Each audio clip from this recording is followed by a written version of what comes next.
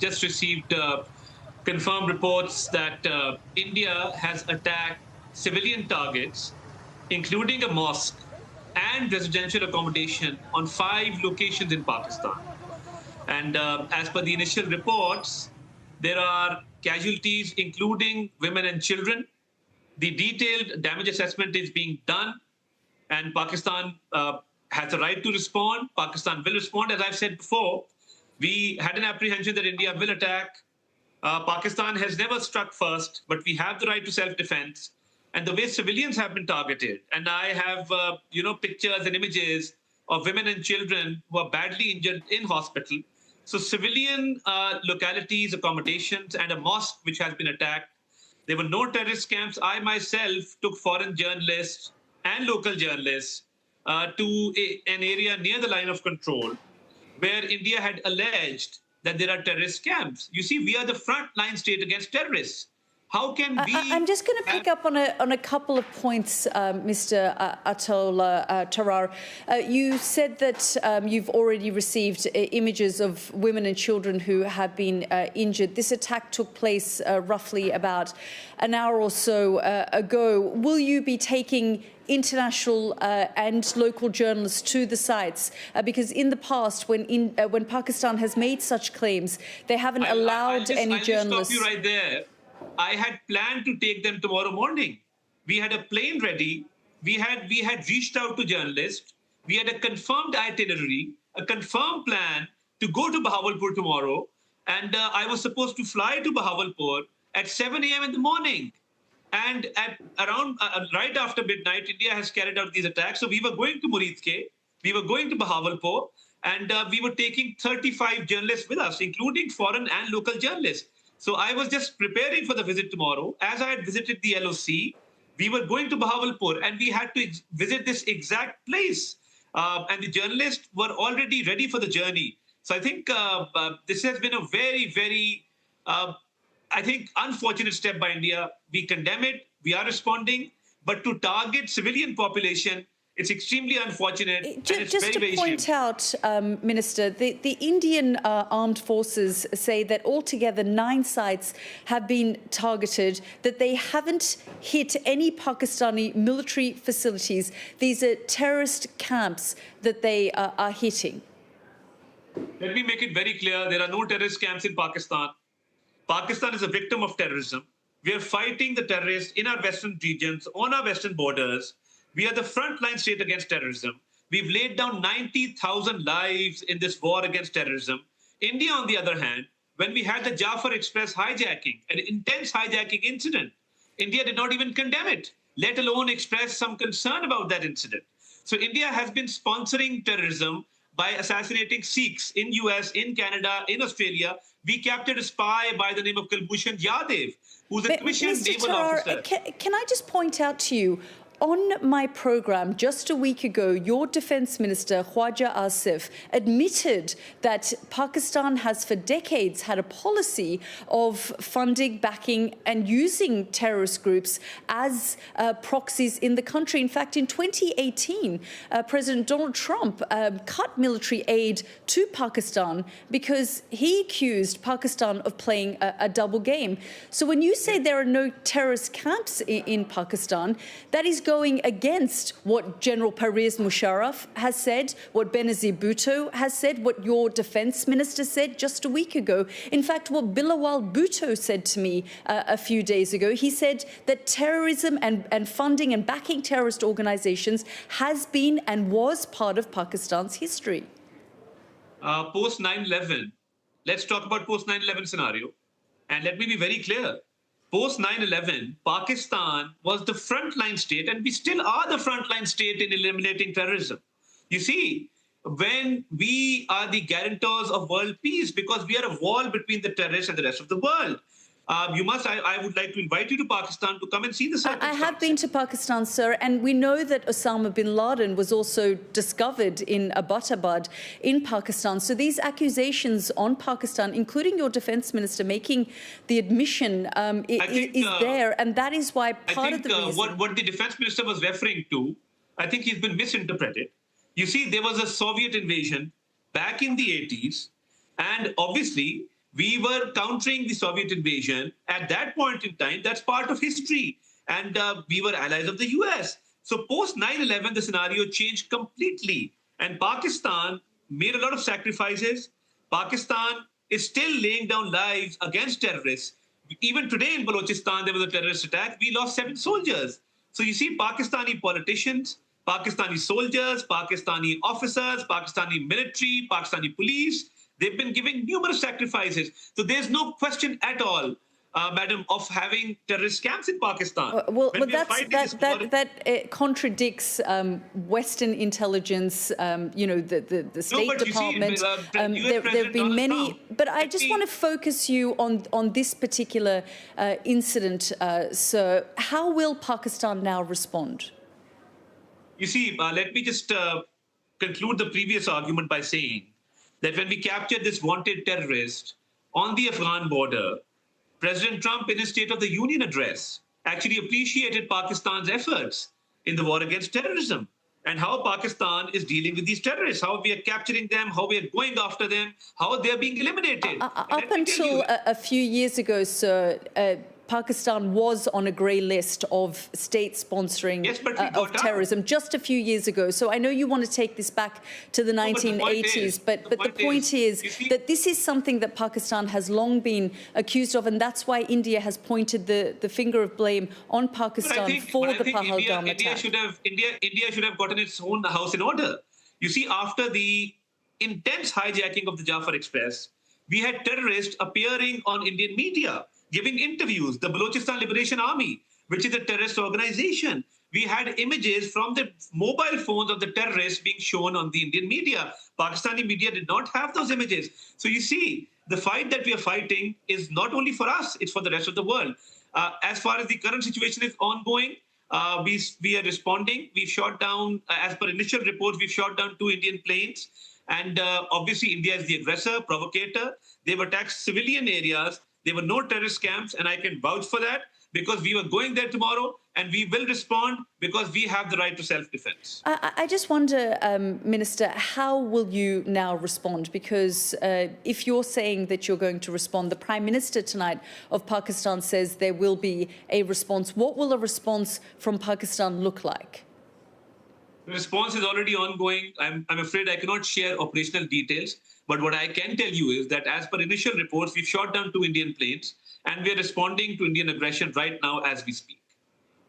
And do you feel this could potentially escalate further? Because, of course, there is so much at stake, and both countries know what's at stake here. It's an evolving situation. It's an ongoing situation. And obviously, we've had an attack. We've responded.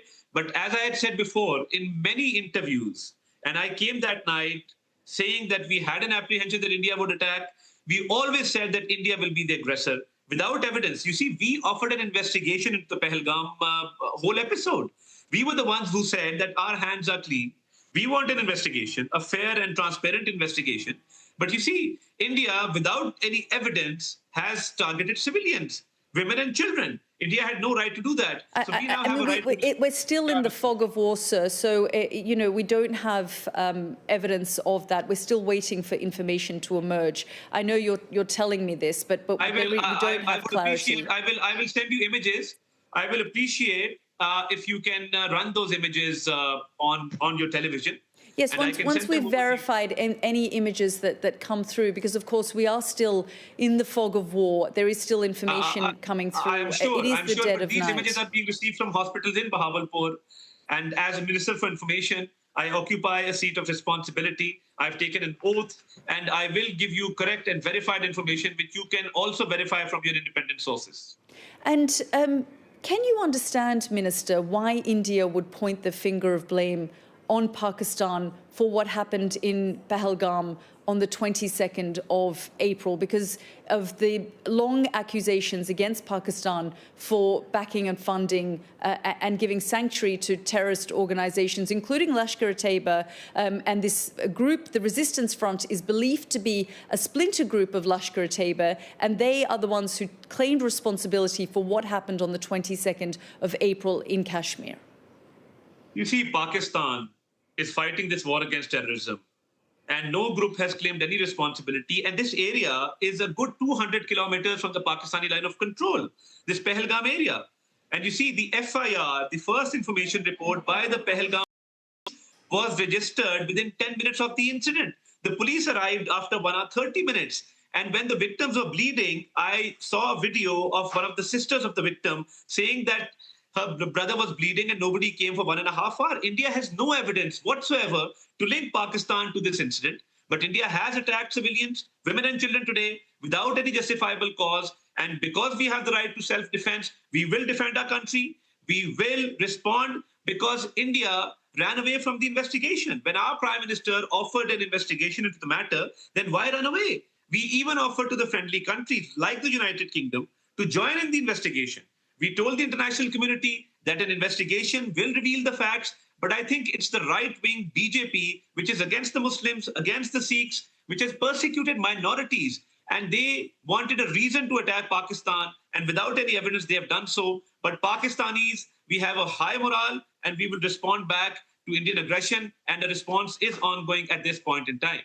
Well, the reason, like I said, that India has pointed the finger of blame because of your country's history and links with different terrorist organizations, which, as I said, in the last Trump administration, they cut military aid. Your country was on a grey list for a number of years, including just a few years ago. Osama bin Laden was discovered near a military base in Pakistan in quite an affluent area. US Navy SEAL Special Forces conducted that operation without telling Pakistan, who were their allies at the time, working with them in the war in Afghanistan, because they couldn't trust the Pakistani defense and intelligence and military establishment.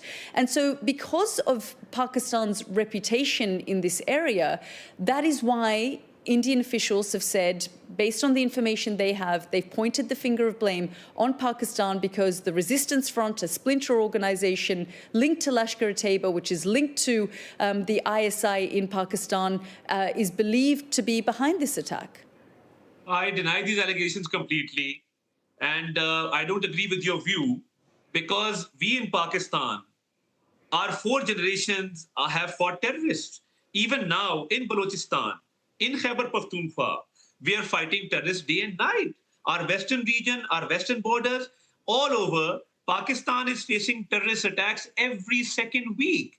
If you're talking about the history, the Soviet invasion, the Cold War between the US and the Soviet Union at that point in time, well, that was a different story. But I was talking about 2009 when Osama bin Laden was there, or 2021 when the Taliban returned to power in Afghanistan. It was with the support of Pakistan that they were able to do that. That's slightly unfair, because Osama bin Laden was not being harbored by the Pakistani authorities.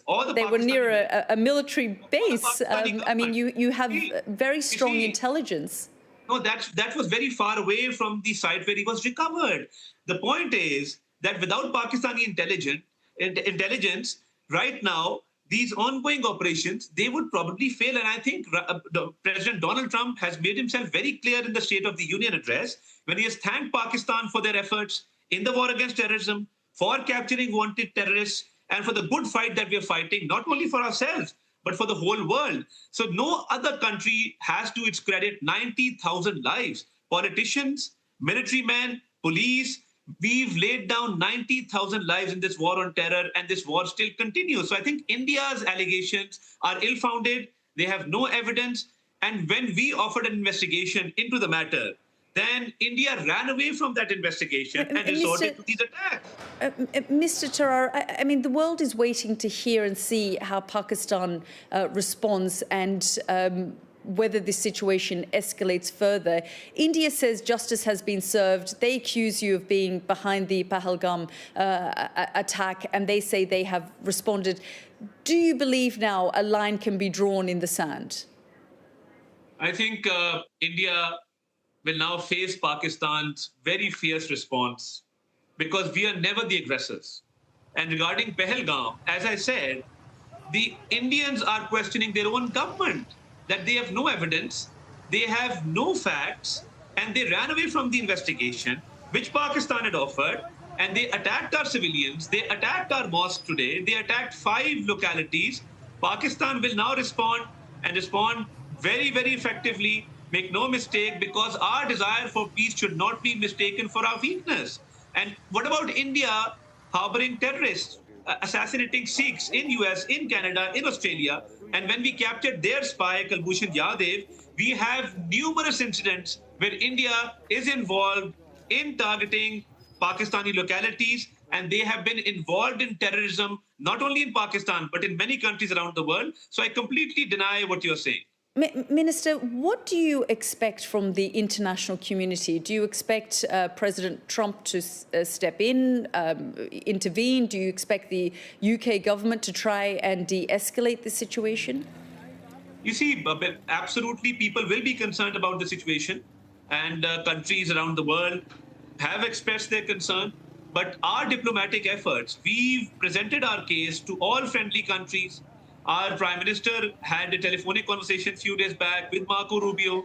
He spoke to the Iranian president. He spoke to the Malaysian president. He spoke to the UN Secretary General.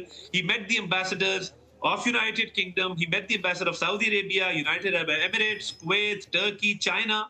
We presented our case before the world, and we had already told the world that India will attack. I had said that in my press conference, and that is exactly what has happened, because India is the aggressor. Without any evidence, they wanted to create an atmosphere.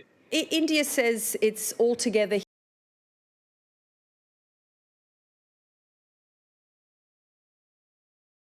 hitting terrorist infrastructure. You say it is not terrorist infrastructure, and you will give access to international media as well as local media to be able to access those sites. I know you said you were going to take them there tomorrow, but in the past, when we have seen these sorts of strikes, the Pakistanis have shied away from giving access.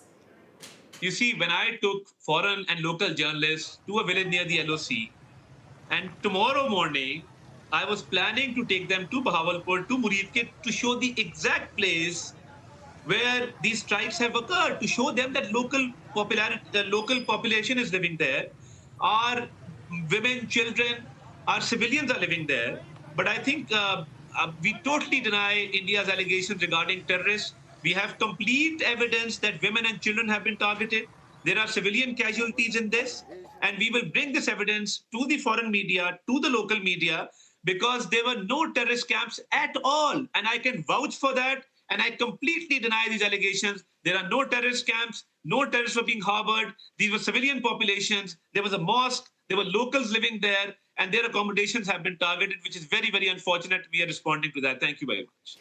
In 2019, Pakistan shot an Indian plane and a military jet, and they captured an Air Force pilot. They returned the Air Force pilot, and that de-escalated the situation.